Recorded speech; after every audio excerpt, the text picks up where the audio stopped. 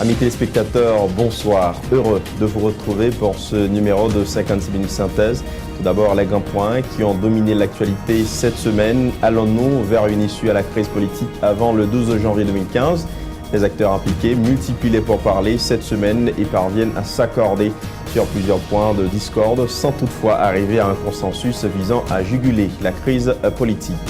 Entre-temps, la communauté internationale exprime ses inquiétudes face aux réticences des protagonistes à trouver une issue au blocage politique en Haïti et exhorte fermement les différents acteurs à résoudre la crise avant la fin de cette semaine. 5e anniversaire du séisme dévastateur du 12 janvier 2010, la présidence déclare le lundi 12 janvier 2015 journée de commémoration et de réflexion dédiée à la mémoire des victimes de la catastrophe et pas journée de congé.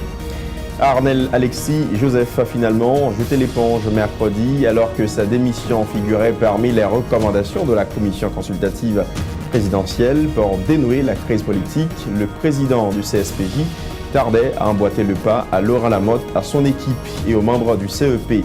Et puis prolongation jusqu'au 17 janvier du délai imparti aux automobilistes pour retirer leur plaque d'immatriculation à la Direction générale des impôts. Passé cette date, les chauffeurs en situation irrégulière seront sanctionnés par la police, avertit la DGI. Le ministère de l'Éducation nationale a lancé la carte avantage enseignant, un produit d'accompagnement social qui permettra à un total de 220 000 personnels du système éducatif haïtien d'effectuer des achats à meilleur prix, un projet qui a été bien accueilli par les syndicats d'enseignants. Voilà pour les titres, à tout de suite.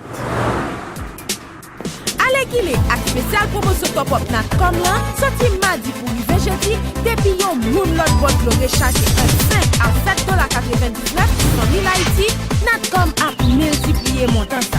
Pour moun ka recevoir recharge en Haïti. En plus, nat comme a tout fait client sa cadeau plusieurs minutes gratis pour le relever 1000 lot bot lo pour dire merci. Natcom, yon Haïti, yon réseau.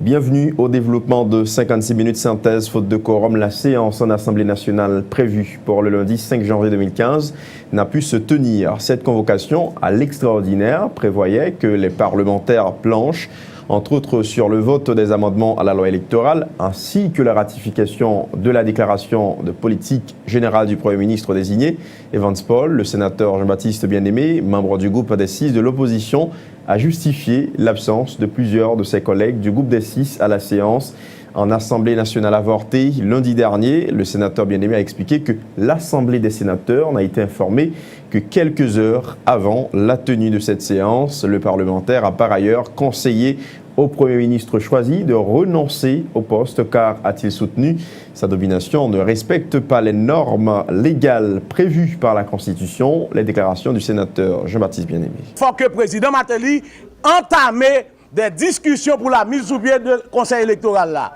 Il a demandé nous pour nous ratifier M. Evans Paul. Mais accord que le président de président Timo Léon signé avec le président Michel Martelly, déjà jeté le choix de Evans Paul.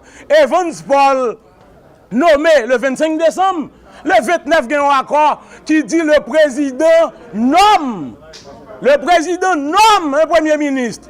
Il n'a pas dit à nommer.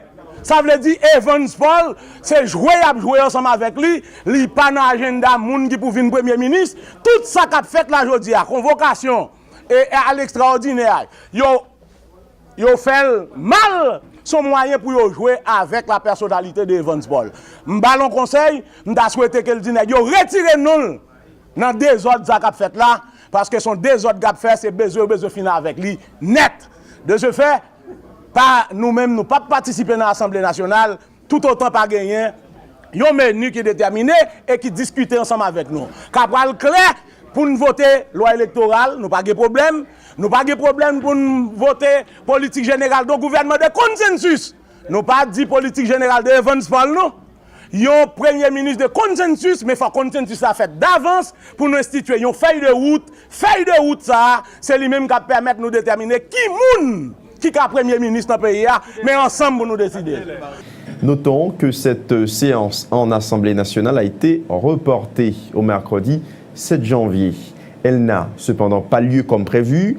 Les sénateurs qui avaient réuni le 6 janvier en conférence des présidents de la commission à l'extraordinaire ont formé une autre commission de 5 membres de différentes tendances au Sénat de la République, chargée de discuter avec le président de la République, notamment sur plusieurs contenus d'un accord tripartite conclu le 29 décembre 2014 entre les 3 pouvoirs de l'État, dont il dénonce plusieurs irrégularités. Et justement, cet accord était au centre des discussions mercredi à Pétionville entre Michel Martelly et une commission sénatoriale spéciale chargée de présenter les griefs des parlementaires relatifs à cette entente qui prévoit une prorogation du mandat des députés et sénateurs, moyennant entre autres le vote de la déclaration de politique générale du Premier ministre désigné, Evans Paul, et les amendements à la loi électorale. Si tout se passe comme convenu, avec l'exécutif, une solution devrait être trouvée avant la fin de la semaine, avait déclaré le président du Sénat, Simon de Soldera, au micro de Joniste Saint-Ilus et Jasmin Denis. La préoccupation sénateur, c'est contrainte de date qui est en accord.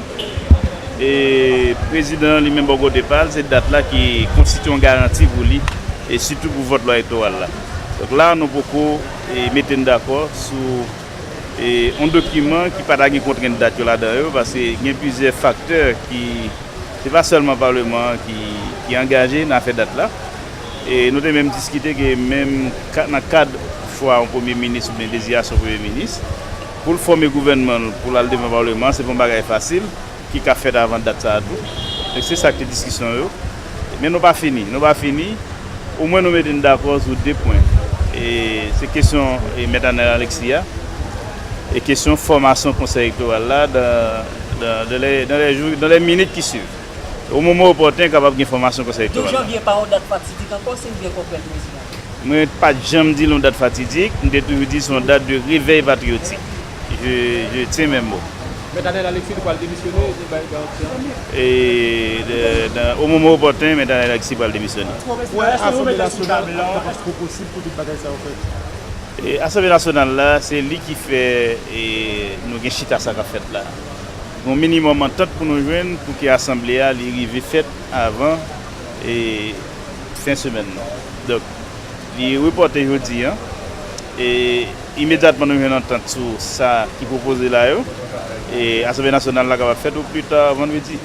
Le sénateur François-Annick Joseph dit s'attendre à un président Martelly ouvert et sérieux dans le cadre des discussions initiées par la commission sénatoriale de 5 membres formés mercredi soir à l'issue de la conférence des présidents de commission à l'extraordinaire ayant pour mission de présenter les objections et corrections autour de l'accord du 29 décembre dernier. Le parlementaire dit déceler une certaine volonté de la part du chef de l'État de chercher à trouver une solution à la crise politique actuelle. Le sénateur de l'OPL, Joseph, se veut optimiste qu'une entente sera trouvée entre les acteurs afin d'épargner le pays du carreau après le 12 janvier 2015. Le sénateur François-Annick Joseph au micro de Yvan Seyid. Je pense que tu as gagné une gestion assez malsaine, assez irresponsable qui était faite de pays dans tant que ce passé là. Côté Mounio engagé de projet pendant que pas l'argent pour projet ça. Et ces situations économiques catastrophiques ça que M. Paul comme Premier ministre a hérité, il faut l'engagement d'un certain nombre de secteurs qui dit comment nous prenons coller les épaules ensemble avec lui pour aider à traverser mauvais passe là. La sensibilité toute couche dans le Sénat République là, est possible encore pour le Premier ministre? Li possible encore et on nous dit mis à part 2 sénateurs qui pas là hier, il y a 18 sénateurs qui étaient là hier, certainement et M. Paul a besoin 16 là-dedans pour le passer. Dans 16 là, dans 18 qui étaient là hier, président pas voté, donc il y a 17 voix disponibles. Et c'est dans 17 voix ça pour M. Paul Vincent. Parce que véritable problème pour nous poser là dans la question conseil électoral. Il y a des gens qui posent problème conseil électoral parce que ils prennent dans l'élection et ils prennent dans l'élection, ils pas voulu pour voler l'élection dans main. Mais moi-même m'aller dans l'autre dimension problème là, nous besoin d'un conseil électoral qui inspire confiance pas seulement à candidats, pas seulement à partis politiques, mais aux électeurs également. Électeurs ont besoin qu'on ait que si elle vote, vote a compté, vote a bien sens. L'accord tripartite conclu le 29 décembre 2014 entre les trois pouvoirs de l'État vient compliquer la réalité politique d'Haïti, de l'avis du sénateur Moïse Jean-Charles, soulignant que plusieurs clauses du document ne prennent pas en compte les revendications des parlementaires dans la question relative à la formation du Conseil électoral provisoire. Le sénateur opposant croit qu'une entente politique entre les différents acteurs de la société devra établir un agenda définissant les modalités de sortie de crise, condition sine qua non pour juguler la crise politique, soutient le parlementaire. On l'écoute. Nous tous connaissons, nous avons un accord ici, en dehors des principes, et le président Sénat même tout là l'entrée dans soi-disant accord ça là, et je dis en situation plus compliquée. Pour qui ça? L'en garder question conseil électoral là, il n'y a pas posé problème ça, alors que nous-mêmes nous avons posé problème là ici, et soi-disant, voilà, commission présidentielle là, l'ité posé problème dans tout, il y a allé en dehors des questions, sa commission présidentielle là te dit, nous-mêmes tous ça nous dit ici. Nous dit acteurs politiques qui souterrains capables d'entendre, ce n'est pas seulement acteurs politiques, mais différentes couches qui sont dans la société, nous demandons pour un accord politique. Les fins de accord politique, nous pouvons travailler sur une feuille de route. Cependant, si vous n'avez pas un accord politique, si vous n'avez pas une feuille de route, vous allez laisser mettre les gens dans l'État, par exemple, automatiquement choisir un premier ministre ou pas un accord politique avec elle, qui dit qu'il n'a pas de droit pour participer à la prochaine élection. Je garantis qu'il pourra continuer à faire des ordres. Encore, si vous n'avez pas une feuille de route qui dit qui sont la mort dans la feuille de route, si vous n'avez pas une feuille de route qui dit les gens qui viennent faire manifestation pour gaz qui monte, pour l'ensemble de problèmes qui gagnent, ou bien classe moyenne dans toute bureaucratie dans le pays, je crois que c'est la même ici à terre. Et même si vous avez 1 million de primes, il ne peut pas résoudre le problème, ça à son cap prime. Le chef de l'État a également rencontré des responsables de partis et regroupements de partis politiques représentant l'aile dure de l'opposition, dont Haïtiens pour Haïti, Fusion, Unité, Contra Pepla, autour des objections exprimées par les entités radicales sur l'accord tripartite du 29 décembre dernier. Mercredi, les échanges des relais hors des micros et caméras des journalistes ont duré près de 10 heures. Les deux partis se sont entendus sur la formation d'un gouvernement de consensus et sur un CEP qui ne comprendrait aucun représentant de l'un des trois pouvoirs de l'État, a indiqué Rosemont Pradel, responsable de la fusion des sociodémocrates. On l'écoute au micro de Jasmin Denis. C'est vrai, nous sommes fait une rencontre très longue. C'est une rencontre marathon. Côté nous fait presque 10 heures de discussion. Nous croyons qu'il y a des avancées assez significatives qui sont faites sur la recherche d'un accord politique global. Nous croyons qu'il y a des points majeurs que nous joignons, des accords majeurs sur la formation du Conseil électoral, suivant l'esprit de l'article 289. Nous joignons des accords sur c'est-à-dire une interprétation de cet de Parlement qui engage nous-mêmes. Et nous avons des discussions qui pourront continuer encore demain sur le gouvernement de consensus. Il faut dire que jeudi, le chef de l'État a rencontré plusieurs représentants de partis politiques, ainsi que des représentants de la société civile dans un hôtel à Pétionville. Au terme de cette journée d'échange, les acteurs se sont entendus sur plusieurs points qui faisaient l'objet de désaccords. Le président Martelly a annoncé qu'un document de sortie de crise sera bientôt élaboré. Au terme de ce round de discussion, M. Martelly s'est dit prêt à faire de concessions, ce dans l'intérêt de la nation, mais tout en gardant sa vision pour la population comme chef de l'État. Le président Michel Martelly au micro de Max Joseph.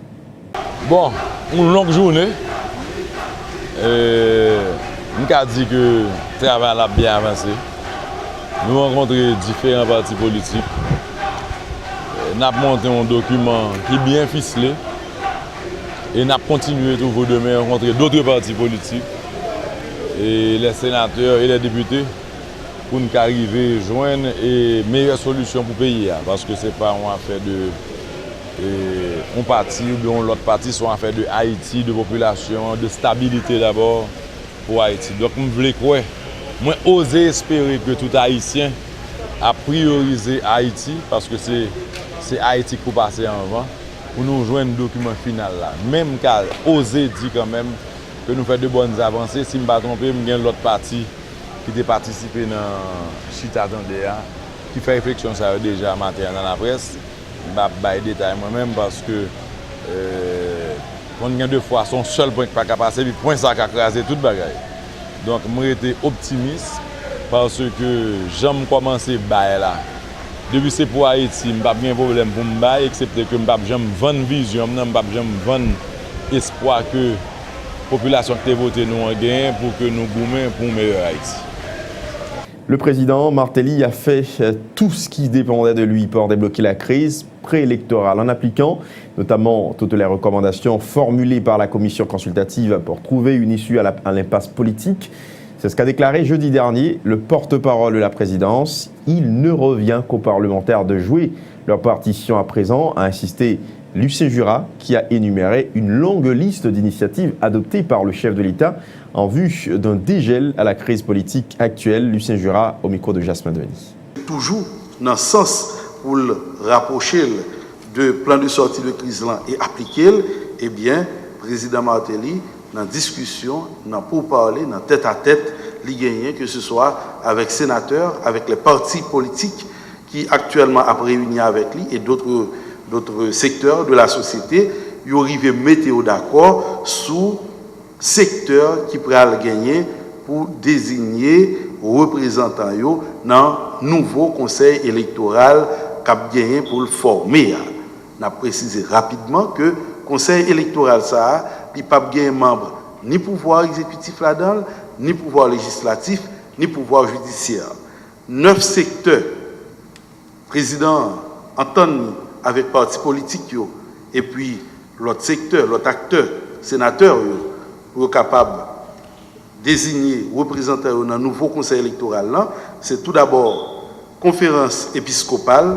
Et puis le chef de l'État n'aura pas d'autre choix que de convoquer des élections dans un délai de 120 jours, au cas où les parlementaires n'arriveraient pas à voter les amendements à la loi électorale avant le 12 janvier 2015.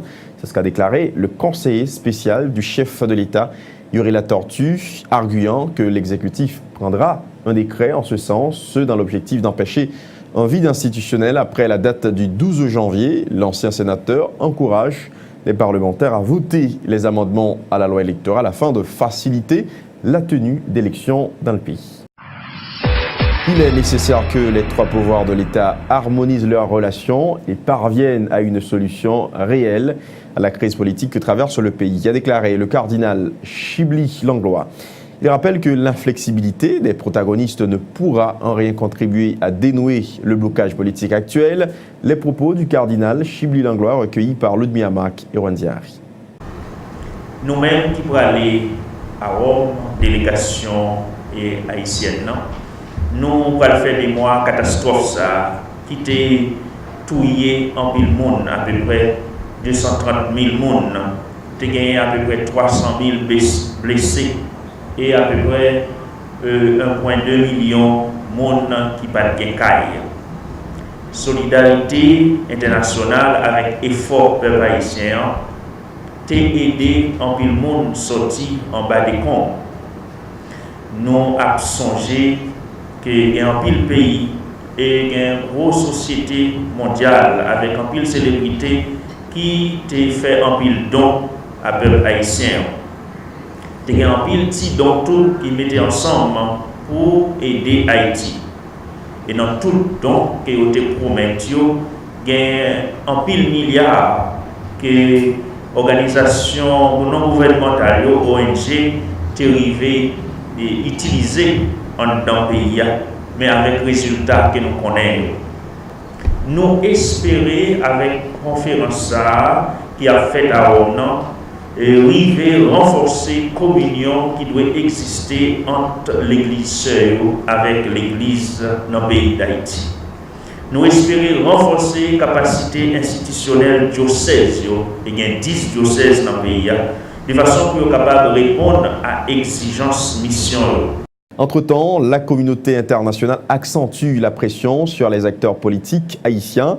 La représentante spéciale du secrétaire général des Nations Unies en Haïti et d'autres membres de la communauté internationale en Haïti, représentés au sein du corps groupe, notent avec une vive préoccupation qu'une solution à la crise politique n'a pas encore été établie, moins d'une semaine avant que le Parlement ne devienne dysfonctionnel. Dans un communiqué daté du 7 janvier 2015, le corps groupe exhorte tous les acteurs politiques à se mettre d'accord afin de trouver une solution à l'impasse politique et électorale avant la fin de cette semaine, conformément aux recommandations de la commission consultative présidentielle dans l'intérêt supérieur de la nation.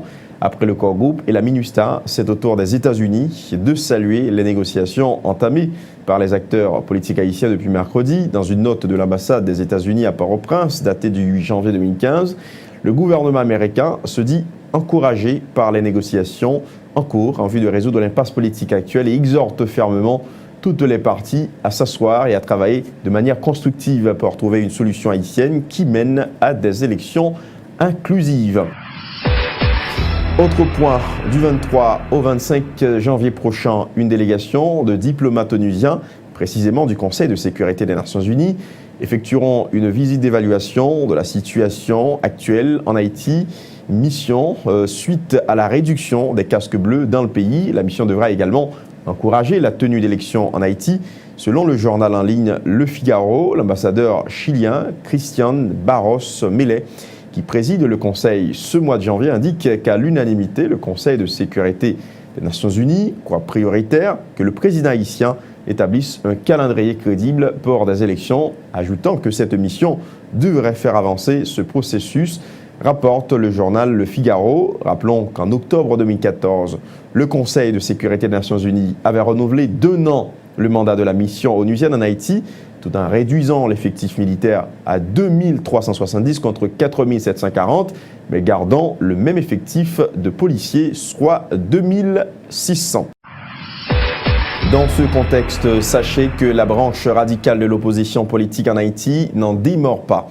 Les opposants farouches au régime tête calé avaient programmé 3 journées de manifestations antigouvernementales les 8, 10 et 11 janvier. Jeudi, ils avaient tenu la première manifestation de la série clôturant l'opération Burkina Faso. Ce sont des milliers de militants très remontés contre le pouvoir en place qui ont gagné les rues de Port-au-Prince pour continuer d'exiger le départ du chef de l'État, dont ils dénoncent la mauvaise gestion. Partant de l'église Saint-Jean-Bosco à la Saline, les protestataires ont parcouru plusieurs rues de la capitale en scandant des propos hostiles au chef de l'État. Arrivés dans les girons de la faculté d'ethnologie, non loin du Champ de Mars, les forces de l'ordre ont fait usage du gaz lacrymogène pour disperser la foule qui s'apprêtait à se rendre devant le palais présidentiel. Suivez l'ambiance qui régnait jeudi dernier dans les airs du Champ de Mars sur ces images tournées par Samus David François.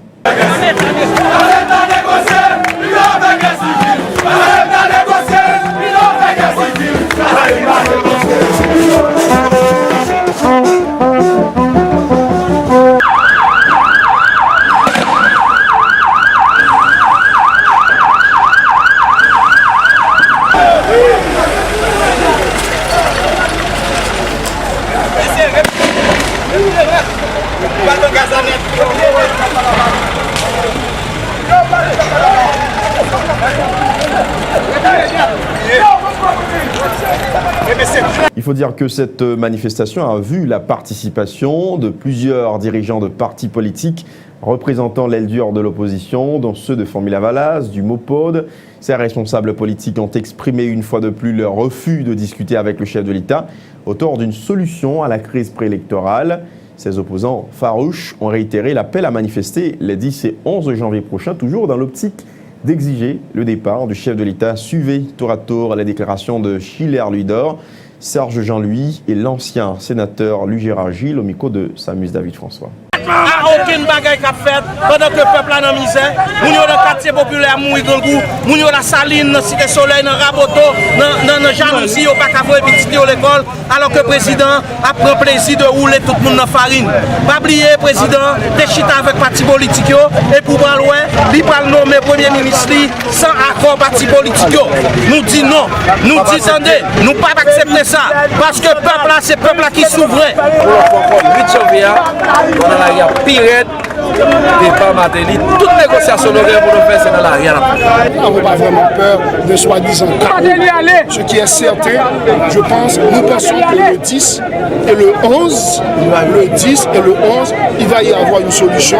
Le président Matéli finira par écouter la population. Autre point, mesdames, messieurs, nous l'avons annoncé au sommaire de cette édition, le 5e anniversaire du séisme dévastateur du 12 janvier 2010. La présidence a déclaré par arrêté en date du 6 janvier 2015, le lundi 12 janvier 2015, journée de commémoration et de réflexion dédiée à la mémoire des victimes de la catastrophe provoquée par le séisme ayant dévasté le pays le 12 janvier 2010. Durant cette journée, le drapeau national sera mis en berne, les discothèques et autres établissements assimilés resteront fermés et les stations de radio et de télévision sont invitées à programmer des émissions et de la musique de circonstance. Ce ne sera pas une journée de congé, précise le porte-parole de la présidence, Lucien Jura, qui a dévoilé le programme de commémoration officielle. Suivez ses explications. Question en pile on a posé, est-ce que son journée de congé? Non. Ce n'est pas une journée de congé, lundi 12 janvier, mais plutôt une journée de réflexion, une journée de commémoration, côté que nous avons pensé à cela qui t'a quitté nous dans condition nous toutes connaissons dans date 12 janvier 2010. Et dans l'occasion 12 janvier, bien comme célébration, cérémonie officielle, en messe œcuménique, en cérémonie œcuménique, pardon, qui a été faite dans Saint-Christophe, côté que tout l'État, lui-même, il y a présent, les grands corps de l'État et plusieurs secteurs de la société civile, et dans l'occasion, bien également, dépôt de gerbes de fleurs et dévoilement de sculptures de l'envol là. Tout ça, c'est pour lundi, dans le site Saint-Christophe, là, où on connaît déjà, c'est là, toute victime, puis là, d'ailleurs, du moins, si eux-mêmes, ils ont été obligés d'enterrer dans des fosses communes.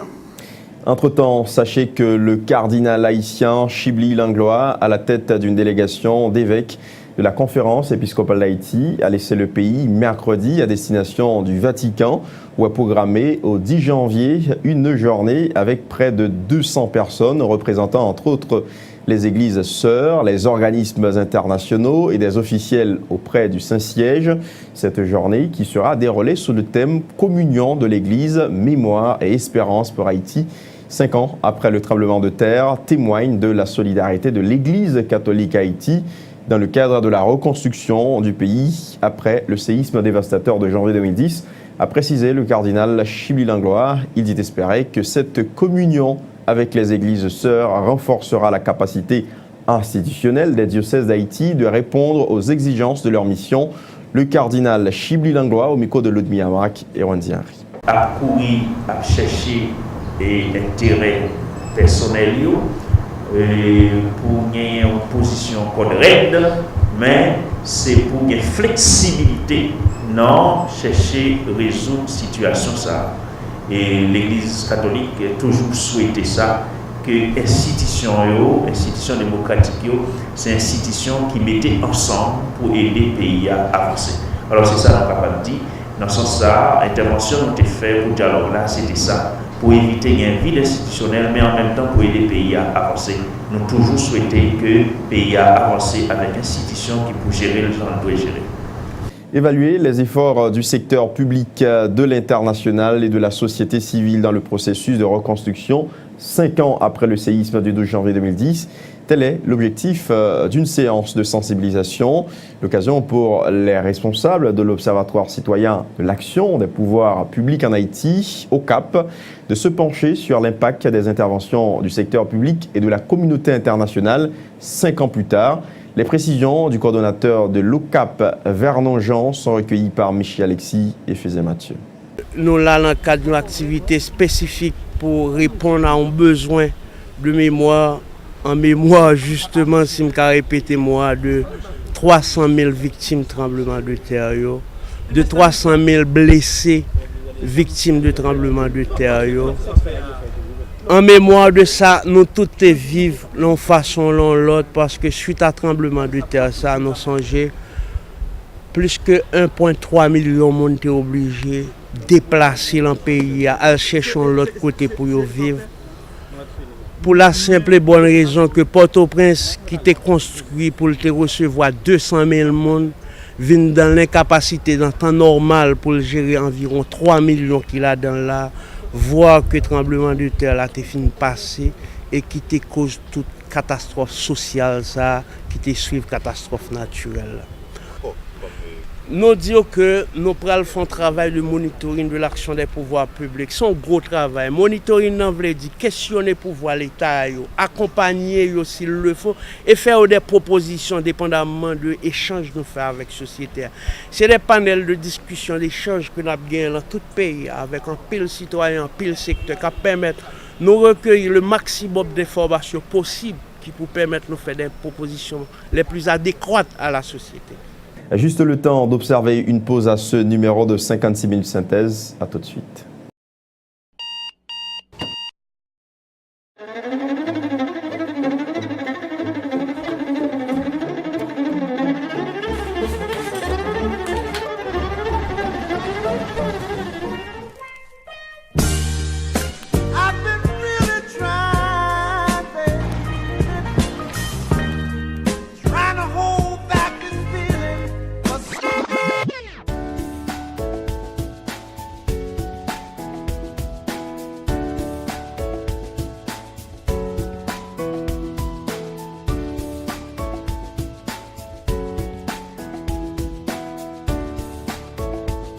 Démaquillant, lotion après rasage et lotion rafraîchissante. Limacol, la fraîcheur de la brise dans une bouteille. Limacol est un produit de la Disprofar en vente dans tous les supermarchés et les pharmacies. Oh, Bicha, moi à peine à préparer manger au pire mère. Comme ou toujours servi avec tablette ça yo toujours. Ta là. M'en goûter vous ouais. Oui! Manger à salé comme mais tablette Criolito. Si ce qu'on inventé avec l'autre tablette cap salé manger ou connaît déjà, Criolito a qualité supérieure parce que c'est celle tablette qui passe à les manger ou peut-être qui fait à gros ingrédients naturels, tant que l'ail, oignon, céleri qui remplace fort celle où elle l'autre gagne. Et puis en plus il y a bon goût pour le pays. Kounia, c'est coupé d'ouest. Puis bon goût, moins sel. Criolito, c'est celle tablette qui va manger au bon goût pour le pays. Dans votre machin, vous avez tout grossiste li au mandé. C'est les toutes cuisinières choisies pour faire manger. C'est les celles qui font manger. C'est coupé d'ouest.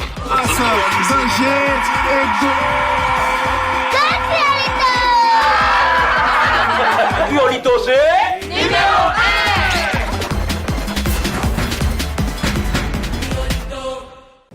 La suite de 56 minutes synthèse, le président du Sénat l'avait annoncé mercredi matin. À l'issue d'une rencontre avec le président de la République, le président du Conseil supérieur du pouvoir judiciaire a finalement démissionné. Mercredi après-midi, le départ de Maître Anel Alexis Joseph figurait parmi les recommandations formulées par la commission consultative présidentielle pour dénouer la crise politique. Une démission qui était fortement exigée par les 6 sénateurs de l'opposition, refusant de plancher sur le contenu de l'accord tripartite signé entre les 3 pouvoirs de l'État le 29 décembre dernier. Prolongation jusqu'au 17 janvier prochain du délai de livraison de plaques d'immatriculation par la Direction générale des impôts.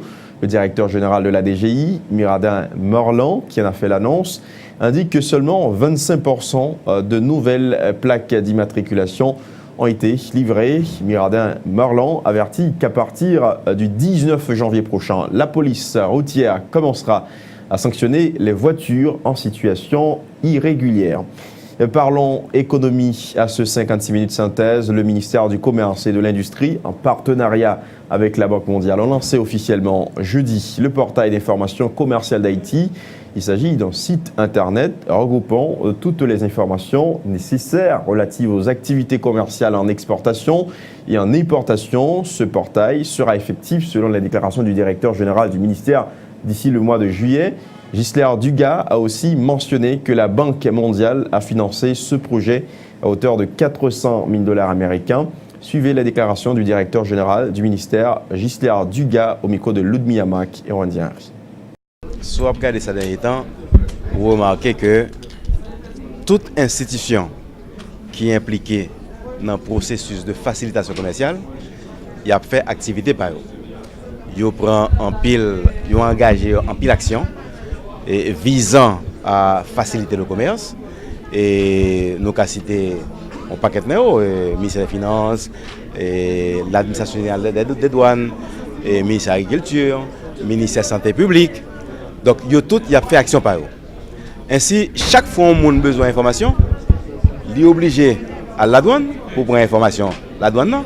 Il est obligé à la finance pour prendre information sur la fiscalité. Il est obligé à aller dans le ministère du Commerce pour prendre information. Donc, ce sont des bagages qui ont des gens décourageants, démotivants. Eh bien, portail d'information commerciale là, c'est un outil qui va permettre de nous résoudre le problème. Pour qui ça? Parce que il peut concentrer dans un seul espace toute information, agents, acteurs économiques qui a besoin pour capable développer activité importation, exportation, activité économique. La Banque mondiale est porter assistance financière parce que c'est lui-même qui finançait exécution projet. Pour ce projet, je crois que le coût total est de 400 000 $. Le projet a une durée? Oui, et son projet, nous estimé durée projet, c'est de janvier à juillet 2015. Le chef technique de ce nouveau projet lancé jeudi par le ministère du Commerce et de l'Industrie, Donaldo Hart, a fait remarquer que ce site aura une grande importance tant pour le pays que les petites et moyennes entreprises de la place. Il a entre autres signalé que tout ce qui facilite le commerce facilitera le développement du pays. On l'écoute au micro de Ludmilla Mack et Wendy Henry. Pour les petits et moyens importateurs, exportateurs, comme vient de dire Monsieur le Directeur Général, il n'est plus nécessaire de balader d'une instance à l'autre, d'aller à l'agriculture, d'aller à la santé publique. Il peut avoir toutes les informations nécessaires, les permis, les prohibitions, les restrictions, les licences, les formulaires, il peut avoir tout cela. Donc il n'est pas nécessaire qu'il engage un commissaire en douane, qu'il engage un avocat pour savoir ce qu'il faut pour importer tel produit ou exporter. Donc ça, c'est un avantage très grand et tout ce qui facilite le commerce, c'est bien pour le pays, pour le gouvernement et pour la société en général. Et surtout pour, évidemment, les petites et moyennes entreprises, les petits et moyens importateurs, exportateurs et pour les partenaires étrangers.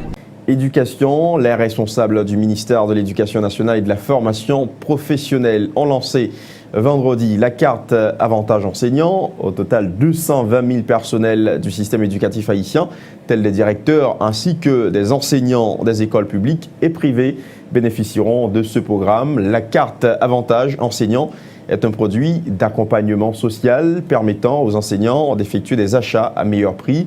Les précisions du ministre de l'Éducation nationale, Nespi Maniga, sont recueillies par Michi Alexis. Comme ça, 200 000 enseignants, plus les 20 000 directeurs d'école que nous recensons dans le système, pour gagner automatiquement cap que nous avons là.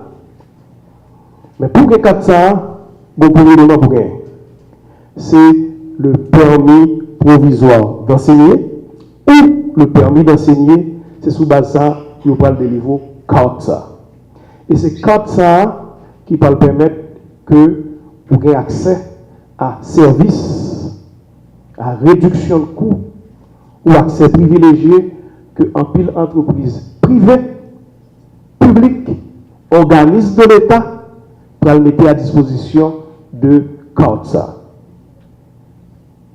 que ce soit dans la librairie, où on peut acheter des livres moins chers, que ce soit dans les musées où on doit avoir accès privilégié, que ce soit les compagnies aériennes qui ont droit aux compagnies de transport qui ont en discussion avec eux, qui sont capables de faire des réductions, que ce soit Natcom ou l'autre type d'opérateur téléphonique qui veulent rejoindre Natcom pour faire type d'avantages.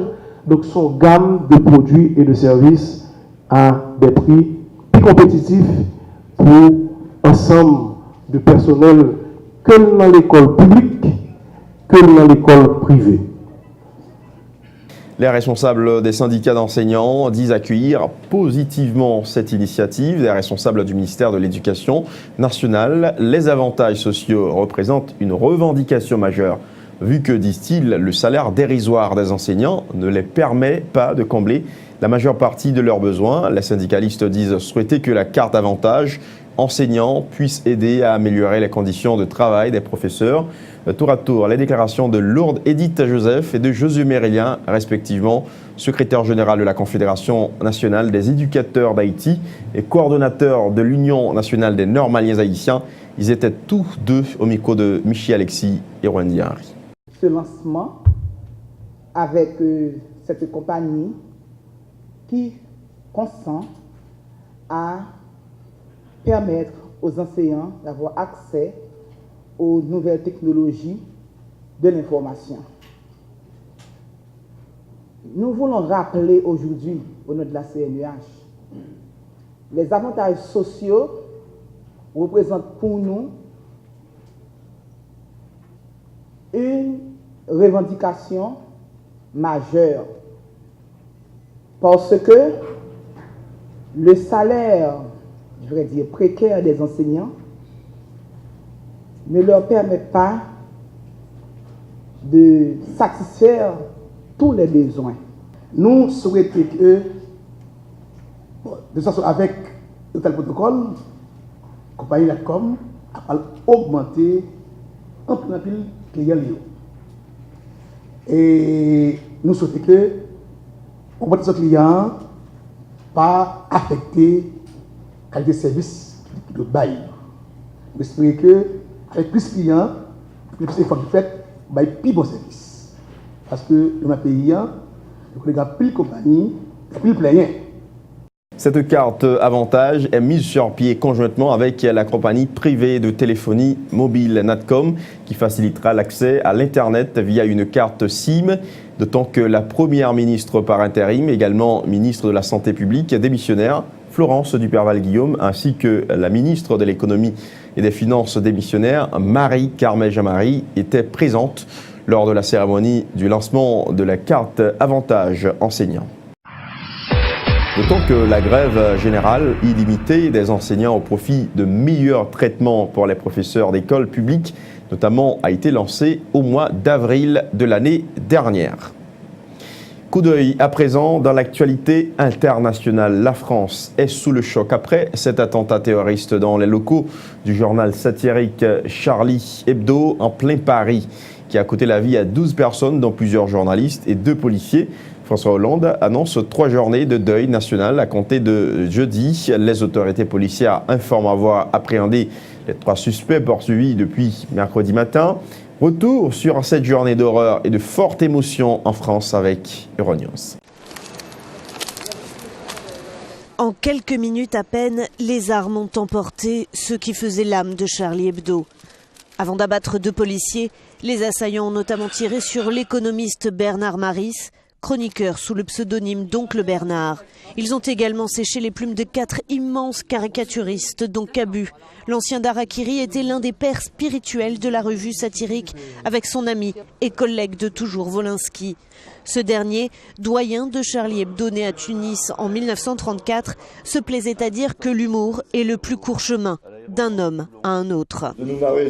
Et puis Charb, de son vrai nom Stéphane Charbonnier. Lui aussi dessinateur, il était également le directeur de la publication de Charlie Hebdo. Première cible des menaces répétées contre le magazine, il bénéficiait d'une protection policière depuis l'incendie des anciens locaux de Charlie Hebdo en 2011.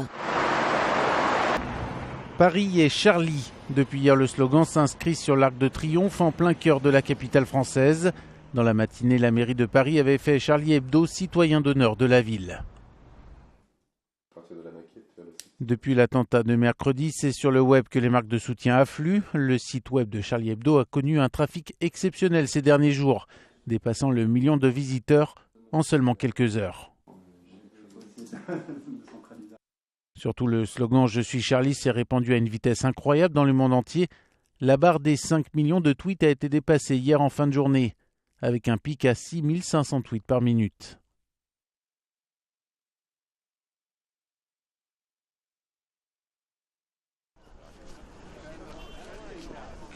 Enfin, les marques de soutien avaient également fleuri dans les rues du monde entier ces derniers jours, comme ici à Philadelphie aux États-Unis.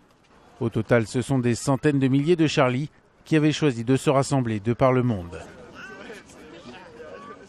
Le rappel des titres avant de refermer ce 56 minutes synthèse. Allons-nous vers une issue à la crise politique avant le 12 janvier 2015 ? Les acteurs impliqués multiplient les pourparlers. Cette semaine, ils parviennent à s'accorder sur plusieurs points de discorde, sans toutefois arriver à un consensus visant à juguler la crise politique. Entre-temps, la communauté internationale exprime ses inquiétudes face aux réticences des protagonistes à trouver une issue au blocage politique en Haïti, exhorte fermement les différents acteurs à résoudre la crise avant la fin de cette semaine.